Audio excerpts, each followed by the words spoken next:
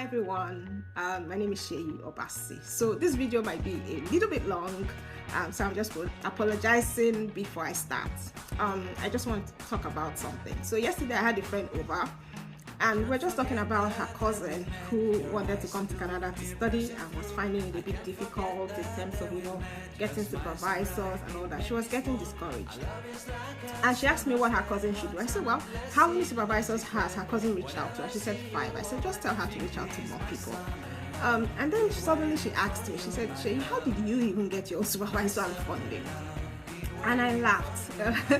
And that question just made me go down memory lane because I started telling her the story, and the story is always emotional. It's very touchy, my story. I put my story in my Twitter, one of my pinned tweets on my Twitter, but there's nothing wrong with telling you the story also, because I told her yesterday, it made me go down memory lane. I started to think about God's goodness in terms of where I was, how I got here, and how I was able to get there. So at the time that we were thinking of relocating, at that time I'd already been refused the UK visa, even though I eventually went to the UK to study. So we started thinking of how to relocate. So the first thing we thought about was Canada. So after going through the back and forth of trying to get a job in Canada, I was scammed. Somebody took money from me, told me that they were going to give me a ticket. I was going to get $70,000 monthly salary. Sweet deal. But it turned out to be a scam. It was a job scam. I had paid the guy some money before I started asking questions, and then I realized, man, this is a scam, and I stopped paying. So that was the first hurdle that I needed to cross. So after that, I was like, you know what, Jay, you can try and do this thing by yourself, try and ask for people who have been there. So I talked to a friend of mine. She was like, you know what, try the study route. She was already in Canada and she used the study route. So I did go and try the study route. I did do my research. I asked a few people, and then I put in my application. And a couple of months later, I got feedback from IRCC and went to check. Lo and behold, I had been refused for flimsy reasons, purpose of study and things like that. It was very painful. I remember it very clearly. I was sitting down on my bed, and by the time I opened it, I saw the refusal. I just closed my computer and lay down on the bed. I started to cry. It was painful. But after that, we decided to try Australia. Now, the reason we wanted to try Australia was that my younger sister and her family had recently gotten the Australia permanent residence, and we're like, you know what, we can do this. So I was the primary applicant, and I started going through the process. Australia is a whole different story from Canada or the UK or anywhere else. They have their own English exams, the PTE. They have their own processes, which are a bit not even the normal processes. So I had to go and study for that PTE exam. It was a computer exam like this, computer English exams, speaking, reading, and all that. I also had to go back to all the places that I had worked before. Some places they wouldn't even let me enter because they didn't know me, and those that I knew, they had left. Begging them, eventually collecting reference letters, because from Australia you need to get all these reference letters that show where you've worked and show some kind of similarity between your background and what you studied. So that's what Australia was looking for. It took me several weeks, spending money, going around different places. I eventually gathered everything, and we paid and made the application. And then a couple of months too later, it came back refused. I remember very clearly sitting down in my guest room in the night when everybody was asleep, and I was weeping because I was like, at this point, what am I going to do? But someone said we should appeal, which we did, and the appeal, of course, wasn't free. We had to pay that money all over again, and these monies I'm talking about are in dollars, and for my entire family. We paid it again. I started waiting, praying, hoping that this time around they will look at the appeal we've made and things will change. Lo and behold, after a couple of months, came back again. Appeal was refused. And at this point, if you've been in these shoes where you've had one door close on your face after another door after another door, you start to lose hope. It starts to be discouraging. It's so difficult to pick yourself up from something like that and to keep going, and for me it was difficult. And at that point I was like, no, I'm done. I can't take this anymore. It's painful. And then I cried many tears. I can remember in the office, sometimes I would go into the toilet, ladies, and during my break time, and I would cry and cry and cry. And then after break, I'll clean my eye and come out, and then form, of course, the madam in the office, and nobody really knew what I was going through. And then even at home, like I wouldn't let my kids see me crying because, you know, they will be like, Mommy, what's wrong? And I have to start lying. And then I got to a point, my kids, if they wanted to ask about this, our movement, they will be like, Mommy, have they refused us again? That's what they were asking, because they saw this refusal after refusal, you know, and they now sort of took it like the norm. And I told them, that's not our norm. We're not like going to be refused all the time.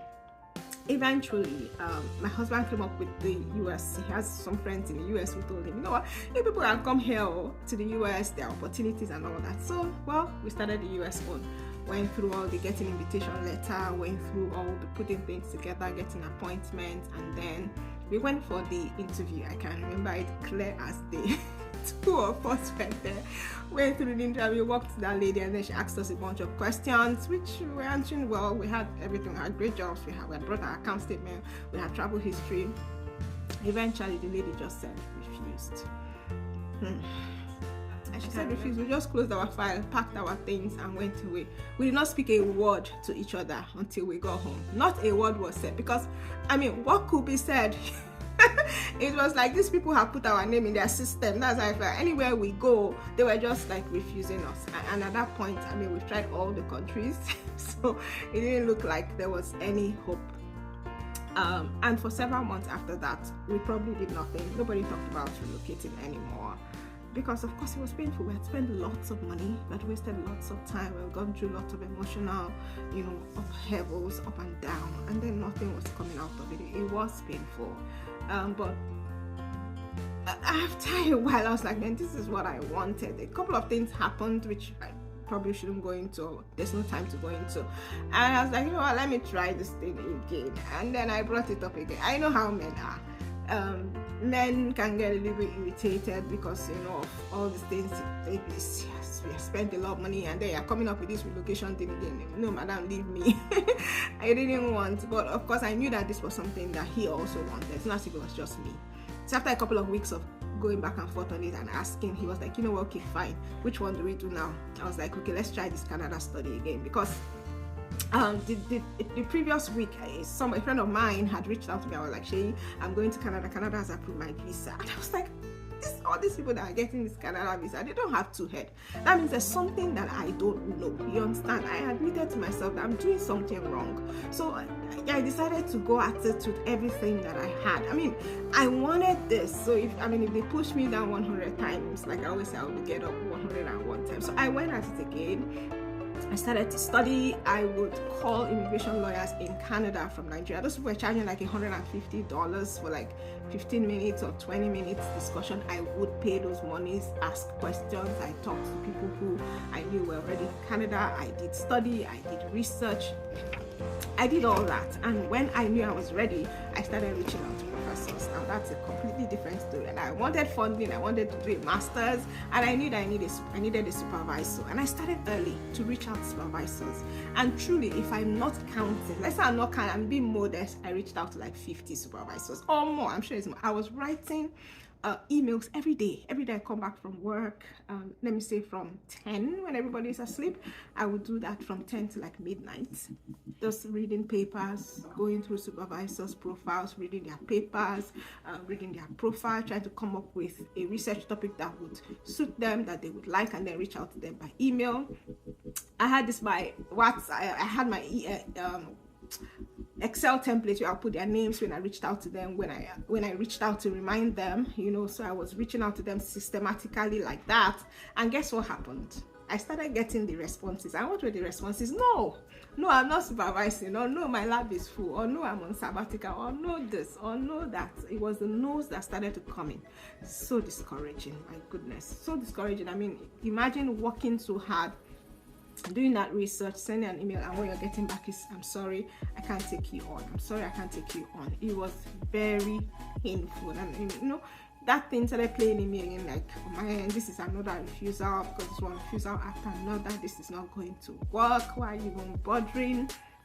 But then there was also another part. Thank God, I know I've been praying. Thank God I'm a Christian. Thank God I've been reading the word. So I would encourage myself with the word.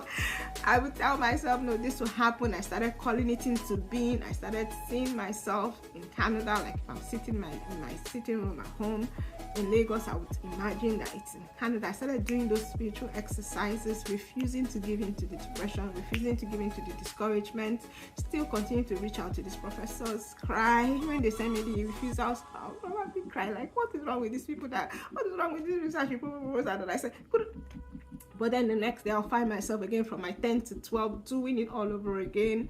And then I started getting some people who were a bit interested, and then they would set up a Zoom meeting. We would talk. After the Zoom meeting, I wouldn't hear from them. Coincidentally, I had someone, I think it was University of Saskatchewan, if I can remember clearly. She was happy with it. She took me on. I was happy that finally this search is over.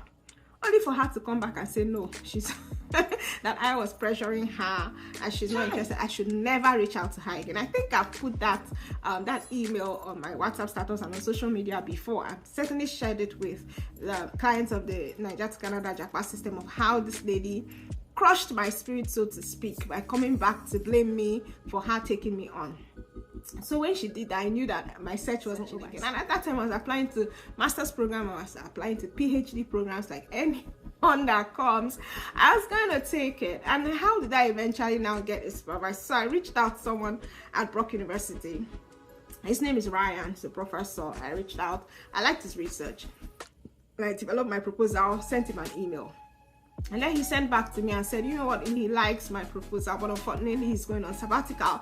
He won't be able to take me on because he won't be taking students since he's on sabbatical. But he did say that he has this colleague who would like my proposal, you know, that I should send it to her. And this was someone I didn't even consider when I was looking at people, you know, to send proposals. So like I didn't send to her at first, but because he had said, I just forwarded the email to her, like, this person has recommended me to you and said that you should have a look. And she did have a look. She liked it. Arranged for a Skype meeting, and then we did have that Skype meeting, and we just hit it off. Talked about her research, talked about mine, talked about, you know, how both our researches meet. And we sort of hit it off. We talked for more than an hour, started talking about other things, and she told me, you know what, write your proposal, send it to me. I'm going to look at it. She did help me make some corrections. I did my SOP.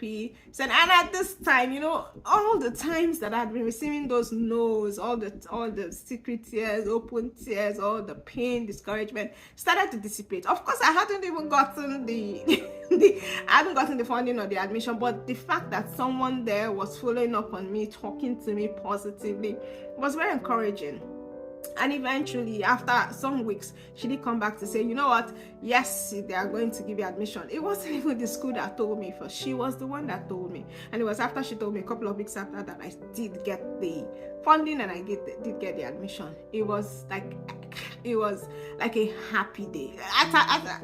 To that point, it was like the happiest day from the experiences that I'd had with this whole JAPA thing. It was like there was finally light at the end of the tunnel, yeah? At least I had something to work with. If I was going to even apply for visa, there was something to put forth as, okay, well, this is what I'm using to apply.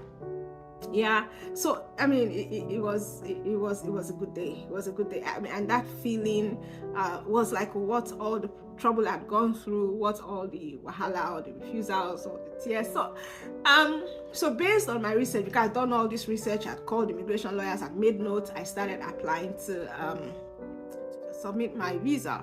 And at this point, of course, the other people in my family were now picking up like, okay, fine. So we're finally making some progress and all. And I did, you know, because I had done all this research, I'd been writing my SOP all the while that I'd been reaching out to professors. My SOP was months in the works. I work on it a little bit every day. And by the time it was done, I read it. I knew that it was perfect. It was perfect. I sent to someone who usually like does SOPs for people, and then when you looked at it, it was like, wow, how did you write this? You know, that is it is an award-winning SOP, and I did send that off with my application. I started waiting for visa. You know how it is now. But by God's grace, I wasn't like, at this time I was calmer than I was at the other times when we're doing all the other Canada, Australia, US. I was calmer because I knew I'd gone through the work. I knew that, I'd seen myself in this Canada. I'd envisioned it. I had seen dreams, both dreams that I made up and dreams that were real dreams, and I knew this was it. And not surprisingly, like a couple of months after, I did get the request to go and do medicals, and when I got that request, I knew that this was it. I can remember getting that email, that do not reply RCC email, and I went to my computer, put it on, and I was staring at the computer. Something was like, check now, check. I was like, man, if I check, like, this is a turning point. If I check this email, it's either going up or going down. Something is about to change. My life is about to change in a positive or a negative way. But I was like, no, it's going to be positive. Funny enough, I didn't open the email that day. I think I opened it maybe the third day. I don't know. I was too scared. I thought I opened it. I did see the medicals, and then after that, I did see the approval. So that's how I went through. So, I mean, someone can look at me and be like, oh, she's having fun. Look at Canada and all that. It wasn't easy. And I know that quite a number of people are going through all those refusals. Like I get people who call me and cry, and I cry with them, cry together. I get people who call me and rant, and I kind of understand. I don't get angry. I encourage them. I'm like, see, you have two choices. You can stop right now and not do this again, or you can pick yourself up and continue. Do you understand? It is a process and it is a project. Yeah, sometimes when you're in a project, there are like things that don't go according to plan, but you don't suddenly just stop. Your life doesn't stop because things are not going well. You have to pick yourself from from the floor, wherever life throws you. You have to get up and push life back. Yeah, so those are the choices I tell them. But then I understand when someone calls and they're ranting, when someone calls and they're angry or they're sad, or they say, oh, you know what, my spouse is not supporting, or I'm just doing all on my own, or I've reached out to like 10 supervisors and no one is responding, or my visa was refused. Those things happen. I mean, it is what it is. That is life. And you know why they say that good things come to those who wait or those who fight for it. Good things are not easy. Like if it was, every one of us would be a billionaire. Every one of us would have our dreams. Every one of us would have our dream house, dream car, dream everything. But no, it's not everybody that has those things. It's only the people who actually go after it. Okay, so you might be discouraged. You might be wondering if this thing is going to work. You might be thinking of other options. I have been there. If it's scam, I have been scammed. If it's refused, I've been refused. When I filled my Canada visa application the last time, and you know where they say, have you been refused any country? I had a list there. My Australia list 2 times. Canada, yes. UK, yes. It was all there. USA, yes. I filled it, lined it up for them there that yes, I've been refused all these countries. It didn't affect it. It doesn't mean that you will not be given visa. It's actually when you don't tell the truth, when you tell a lie, they're like, oh, you lied. That's when they latch on to that you lied, so we cannot even believe anything in all of these applications that you sent, so that it puts some kind of it throws some kind of negative light on the entire of your application. Can you imagine that? Just because you said no when you should have said yes, or because you said yes but you forgot that in 2007 I was denied the US visa. You don't forget to put everything there. It doesn't throw any negative light. So I just felt that I should say this, tell a bit of my story. I know that the way I've told the story is sounding nice, but the experience of it was worse than you can see. Just like if you say you're crying, I've cried more. If you say you're angry, I've been angry more. If you say you're angry with God, I've been angry more. If you say that they've been refusing you and you don't know what to do, I've been there. See, and I got up, and I didn't get up because I'm strong or because I'm too. I had support from family. I had support from God. I had support from church. I had support from friends. I had friends who would encourage. And then, of course, I had a fighting spirit. I wasn't going to give up like that, even though life didn't want me to continue and was hitting my head on the wall. So I encourage you to go on, pick yourself up. If this is what you want, eventually life is going to have to make way and give you what you want, because this is what you actually want and life can see it. Okay, so I'm encouraging you. I'm wishing you the best. I'm rooting for, if you need someone to rant to, someone to cry to, I am here for you. If you need guidance on step-by-step guides, come to Canada is in study route. using work permits, using express entry. We have products for those three. We have for study route, which is the JAPA system. We have for the express entry. We have for the work permit. These are three ways you can actually come to Canada. Express entry also involves the provincial nominee program, which Canada is concentrating on in 2023. So they are bringing lots more people to the provincial because they want to encourage people to go to these other provinces that people don't like to go. So these are opportunities you can latch onto. Trust me, when I was trying to relocate, I knew all the countries. In New Zealand, is it all? I knew the immigration process. Yeah, I studied all of them. So this is what you should do when it comes to moving to Canada. Study all of it. And if you want any guidance, you want to get the JAPA system, I'm going to put the links below this video. If you're watching this on maybe social media, I'm going to put the links. So just explore. Don't give up. Don't think you're negative. And I'm going to share the story of a friend of mine who went through a process where you would think that this one is not going anywhere, but she did go somewhere. You know, I like stories like that, stories of people who probably hit the bottom and nobody thought they would get up, but they did get up and they did win. So I'm wishing you the best. Don't forget, like this video. If you're watching this on YouTube, please subscribe, and I'll see you in the next one.